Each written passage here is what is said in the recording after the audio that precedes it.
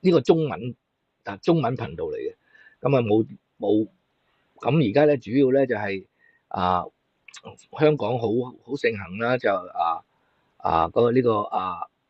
中年好聲音3啦，已經去到第3集啦。咁佢入邊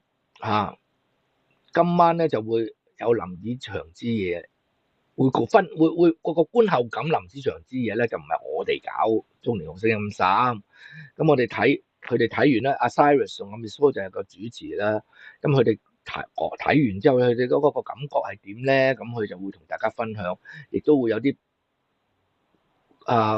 估下邊個贏邊個輸下知啊，同埋對啲評審咧，上一集即係中年好聲音2嗰陣時，我哋對評審咧比較多啲批評嘅。